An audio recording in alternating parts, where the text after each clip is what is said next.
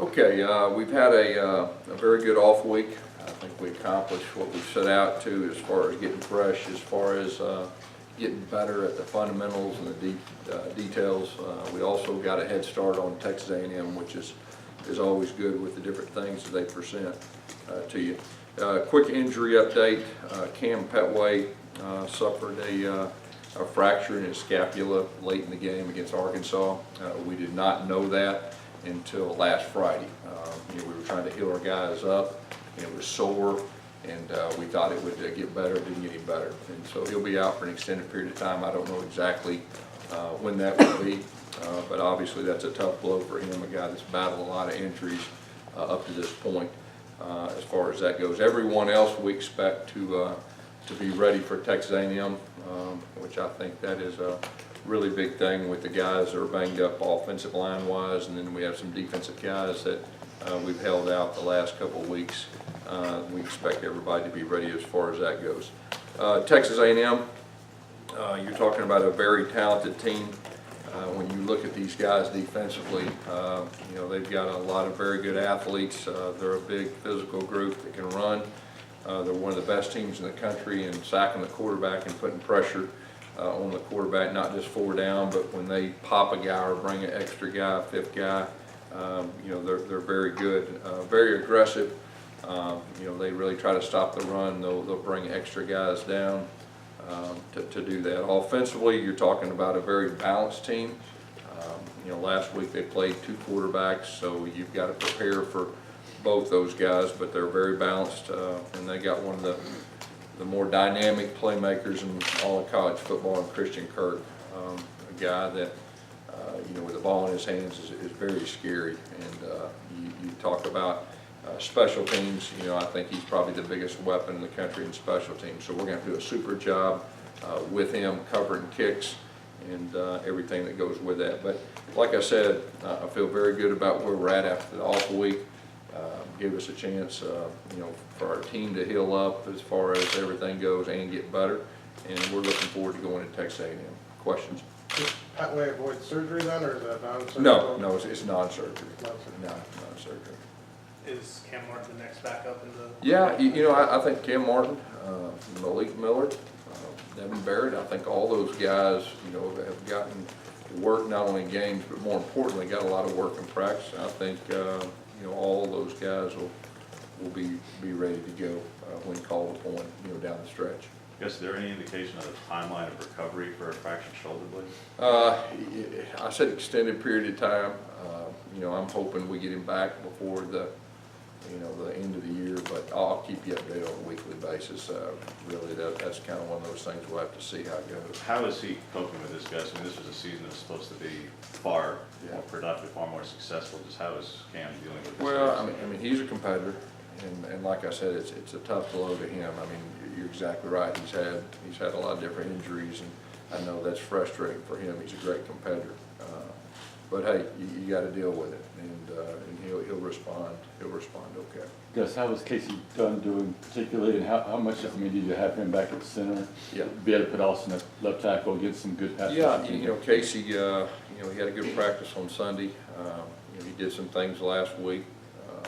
I think he's ready to go. And of course, obviously today will be another big day of practice, but so far so good. He's looked extremely well. Yes. And do you like having Austin Golson, being able to put him back at left tackle? Yeah, I mean, Austin, like I said, I think, what does he start at 4 different positions? So, anytime you can get veteran guys on the field. Now, we'll see what that means as far as, the exact starting lineup for the game. But, having the older guys on the field, it's been a really good thing. Yes, what about Mike Horton, Darius James? How those two Mike guys Horton look? practiced last week and Sunday night. Darius James practiced Sunday. And like I said, we expect everybody at this point to be ready to go to Texas A&M and play. And so I think that's a real positive. When did you guys find out about that way as far as? Yeah, I think it was like Tuesday at practice, his shoulder was tender. Now at the same time, we held a lot of guys out. It wasn't just him and all that. And so the guys that were beat up, and it's just one of those deals that it didn't get any better on Friday. And so we just felt, well, hey, we better, get an X-ray type deal. So that's kind of how everything went about. Just a technical thing, Gus, does he have loss of value insurance? What's that? Does Petway have loss of value insurance? They update that from time to time. Gus, talk about your defensive guys, and you think they're all going to be healthy, ready to go this week? Yeah, we do. I think everyone practiced Sunday. We expect everybody to practice today. You can just really sense, especially on Sunday, that the freshness. Last week was really good. Our guys were very energetic. They were ready to get back out there and practice, and we had a very good practice, in all three areas. A little bit longer than most Sunday night practices, but we've done that traditionally, coming off a bye week to get a little extra head start. And, we were in shells, and then so today, will be a good practice too. How about Trey Matthews? What does it mean to have him back out? Well, he's one of our leaders, and when he's on the field, he makes a big difference. And so I know he's excited to get back out there.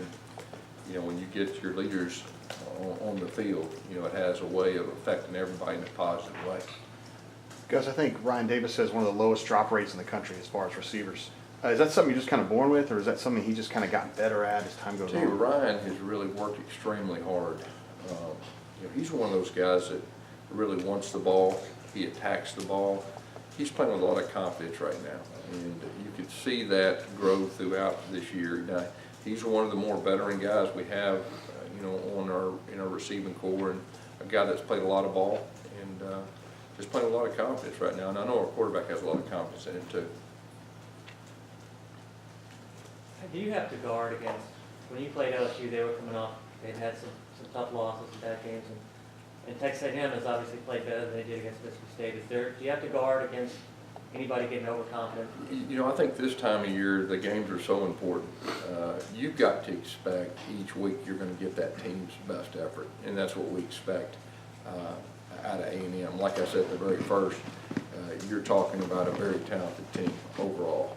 You turn the film on, you can see that within the first 5 minutes.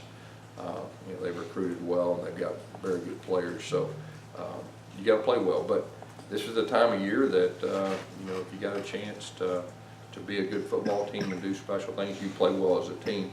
The thing that I like right now is that we're healthier. We had an off week to get a little fresher, and it was good for our staff too to kind of look at everything from a standpoint of worrying about us for a whole week instead of worrying about opponent. And there's a lot to be said for that. And there were some things that we saw in all three phases that we feel like can make us better. The last 4 weeks. And so, like I said, I think we're in a good spot. We got to go out there and do it, and we're playing a very talented team on the road. So, to answer your question, we're going to expect their best, and we know we have to play well to win. Gus, have you looked especially at special teams, especially Christian Kirk coming up and the problems you've had in the last couple of games? Yeah, no, there's no doubt. We're a lot of times, you look at different things either scheme-wise or personnel-wise. The things that you weren't good at before your off week, you got to improve. And that is one area that we're going to have to improve. And obviously, when you throw in the factor of a Christian Kirk, that even makes it even more relevant. But whether it's scheme, whether it's tendencies, whether it's personnel, which a lot of times it's a little of all three. And I guess it's November late in the season. Do you think this is an opportunity for you to put some more veterans on special teams to help you out a little bit? Well, like we said, personnel-wise, it gives us a chance that we have a lot of information on our current team and where we're at. And then, there's some young guys too that I felt like last week was really good for them because really we got them more work than we did the older guys. And so it was a great opportunity for a couple of those guys to step up. And, you look at freshmen, they're really no longer freshmen in my eyes. They've got a lot of experience, game experience. And so, yeah, there'll be a few personnel changes. So you spent last week kind of looking at yourself and maybe the things that you guys have been doing well. Were there, I'm not asking for specifics, were there things you kind of surprised, like, oh, that's interesting, or? I think any time when you're not in that routine of having to prepare for a team, and you're able to sit back and really look at your team and break everything down, there's always things that are glaring, like good and bad.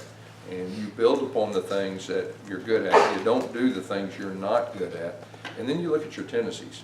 And it gives you a good opportunity to see what other teams are seeing and try to use that against them, and or try to use that to your advantage. Gus, since you've been here to Auburn, you're 6-0 after bye weeks. What do you think's been the key to that? You know, I think a lot of it has to do with the approach. A lot of it has to do with our players responding and doing what we ask them to do, and being able to kind of talk about the things I just talked about. You know, to look at your team and either break tendencies or build around strengths, or you know, or look at personnel and things like that. So I really think it's kind of all of the above, but the bottom line is the players, and the players respond and do what they're asked to do. I know you have to take it one game at a time, of course, but how decisive is this month coming up for you and this football team? It's a great opportunity. It's a great opportunity. We're in a good spot with a great opportunity, and but Texas A&M is on our mind, and a very talented team, like I said, and that's the only thing I know. Coach, what kind of challenge does A&M's defensive front present? They're I think they're second in the country in sacks. I mean, that's the first thing that stands out, but they do a good job against the run too. They're big, they're athletic, their linebackers are big, their linebackers can run. Their defensive coordinator, you know, he's one of the best in our league traditionally. He's been that way. They're going to be very sound. They're not going to beat themselves. So they present some challenges. You know, like I said, the good thing for us right now, I feel like, is we got a chance to be healthy up front. That would be a great thing if we could continue to do that down the stretch. You know, I've been real impressed with our offensive line, that we've had so many different starting lineups, which is a huge challenge to do from a big picture offensive standpoint, and they've still performed at a pretty high level. You know, you look at our last game, you know, we had new starters and new guys in new positions, and they were able to execute at a pretty high level. So, you know, I've been proud of our offensive line as far as a collective group. When you guys enter the season with what you feel is one of the best running back tandems in the country, just how frustrating is it that you just haven't been able to get them both healthy at the same time? Yeah, you know, you got to adjust. I mean, the positive is Kerryon Johnson's one of the best running backs in our league, and you see the confidence he's playing at right now, and so, you know, and then we've got other guys that we feel good about too that are going to be big down the stretch right now. So, you know, I feel good about where we're at. I mean, it's unfortunate for Cam. You know, he really, even last week, wasn't completely healthy, but you saw that he came back, at least had some glimpses of what he was the year before. But hey, we've got a lot of other guys that are ready to go, and looking forward to finish this thing on the stretch. Going back to Texas A&M's front seven, guys, you've not fared as well against teams who are that productive in pass rush the last several years, and not just the front four, the whole front seven with this team in particular. Just when you're playing a team with this much talent and scheme advantage, you know, John Chavis, are there things you look at to try and mitigate their success when it's been an issue in years past? Yeah, well, I'll just say this, James. I mean, each year is different. Each team's different. Matchups are different. You know, the fact that we know Coach Chavis, he knows us. I mean, all that is considered, you know, as far as everything goes. So, but it's a new team, and we'll see what happens Saturday. Can you talk about what factor big plays have been this year for you? I know that was sort of You know, we talked about, I think really about two things. First of all, balance. You know, that was really, if I take you back all the way, you know, in the off-season, balance. And I think right now we're accomplishing that. We are balanced. Then we talked about explosive plays, and we've had quite a few explosive plays. And anytime you have explosive plays, then you play with pace. And so, kind of all three of those things, when we're at our best, we're able to do. And that's going to be a big factor these next 4 games too. And you know, and so we just got to continue to build upon that thing. Continue to have explosive plays in the pass game and the run game, and then you know, get into pace. Gus, does it take maybe 2 years, maybe even 3 years for a wide receiver at this level to realize what they do without the ball is almost as important? I mean, how much do you try to emphasize that? Yeah, well, I mean, we emphasize that the first, week of fall camp, being a complete receiver. A lot of times, it's more important what you do without the ball than it is with the ball. I know a lot of times, college receivers, you're supposed to catch the ball, but what'll separate you is playing without the ball. And so, we talk about that from really a first week they arrive, and it's a process. We do have some receivers that have a lot of experience now, and you can see those guys grow. And I really feel like that group's starting to come together. I think they're playing with more confidence. I know Jarrett's got confidence in the group, and they got confidence in him too. So, as far as passing game, I think you see that thing growing. The more experience those guys get. Because you got a handful of players from the state of Texas on the roster, but none of them were signed straight out of the high school ranks as recruits. Since A&M's been in the league, you're one of only a couple of teams in the league not to sign a high school player from the state of Texas. Just can you get into recruiting strategy, especially in the Western Division, with them being an area to go and somebody you're going to play all the time? You have the Oregon game in 19 in Texas, just the strategy that goes into recruiting that state. Yeah, of course, we really hang our hat on the state of Alabama, Georgia, and Florida. There's great players, in those three states. And, Texas, a lot of times, outlying kind of away states, if you've got a connection already, or if you've got a relationship already, you invest time as far as that goes. But the Texas players we do have, we're very proud of. This game will be very important to them, as you would think. But, that's our strategy. Does it surprise you, though, that the last guys from the state, you recruited Emory Blake, for example, like Emory and those are the last guys from Texas to sign here from the state? Yeah, Emory Blake kind of goes back to my point. I recruited him at Tulsa, got to know him very well, and his baseball coach was one of my good friends too, and so there was already a relationship when I came here, and so it kind of goes back to that point about it. If you've got a good previous relationship, as far as that goes. But I feel very good about the way we've recruited and the players we've recruited from the main three states that we kind of hang our hat on. Getting back to Austin, in an ideal world, what would be his ideal position to play? And when you've asked him to switch up, how has he responded to that in terms of the initial? Yeah, it says a lot about Austin that he's whatever is best for the team. And to ask an offensive lineman in our league to play 4 different positions is really unheard of. And he's played at a high level, but his attitude is, he's one of our leaders, and says a lot about him and says a lot about his leadership, and it'll help him greatly moving forward at the next level. And but he's done a super job. And you asked me his best position, I think he's really a very good player at all the positions he's played. I mean, he's a real smart guy. He's a real competitive guy. He's an attention to detail guy. Can't say enough good things about Austin Golson. Because when you look at what happened with Jim McElwain this week, and you said last year with Les at LSU, do you struggle with where the expectation bar is in this league and where it is for most programs? No, I just worry about us, and worry about us and what we're doing here, and worry about our team. I mean, outside of this, it is what it is, but that's all I worry about.